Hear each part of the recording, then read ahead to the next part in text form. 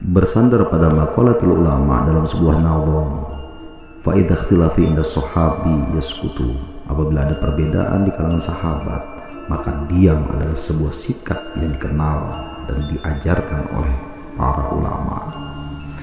Kebutuhan mengakses informasi juga menjadi salah satu tuntutan. Dengan alasan tersebut, tanpa bias fokus pada pelajaran bukan perselisihan dan menghindari perpecahan umat. Ulasan video berikut sebatas untuk menjadi akses informasi yang lambat tahun akan pula diketahui oleh warga Nahdliyin. Tinggal bagaimana fokus pada pelajaran bukan pada perselisihan. Berikut cuplikannya. Saya kira yang perlu pertama harus dijelaskan ke publik adalah bahwa roda kinerja organisasi PBNU selama 4-5 bulan terakhir itu sudah macet dan sudah mati. Kenapa? Karena masing-masing pengurus sudah konflik, di mana ketua umum tidak akur dengan sekretaris jenderal, begitu juga dengan bendahara umum, dan ketua umum juga tidak sejalan lagi dengan Rois Am, sehingga kinerja organisasi menjadi mati. Jamaah Nahdliyin berjalan tanpa arah, tanpa bimbingan dan tanpa pengawasan dari PBNU.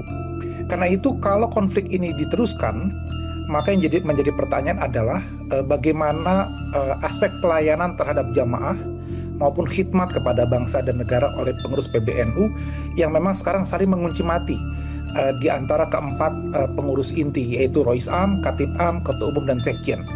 Tidak ada surat keputusan yang bisa diambil, karena masing-masing sekarang memberikan pernyataan maupun surat keputusan melalui tangan-tangan sendiri-sendiri, padahal aturan harusnya 4 orang itu yang tanda tangan. Yang kedua, kalau kita perhatikan bahwa penolakan dari Gus Yahya untuk mundur itu sama sekali tidak menyentuh substansi dari alasan yang disampaikan oleh risalah rapat harian Syuriah, tetapi lebih berpihak kepada aturan organisasi seperti tidak diatur oleh ADART dan seterusnya.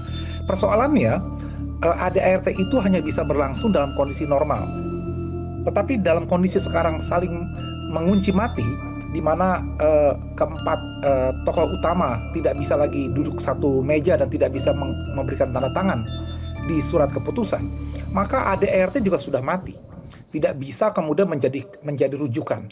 Karena itu yang menjadi panduan adalah kembali kepada etika dari Nahdlatul Ulama, yaitu Tanfiziah menempatkan diri sebagai santri, sementara Rois Am ditempatkan sebagai kiai, di mana santri itu biasanya haruslah sami'na wa ata'na, atau kami dengar dan kami taat berdasarkan keputusan dari kiai.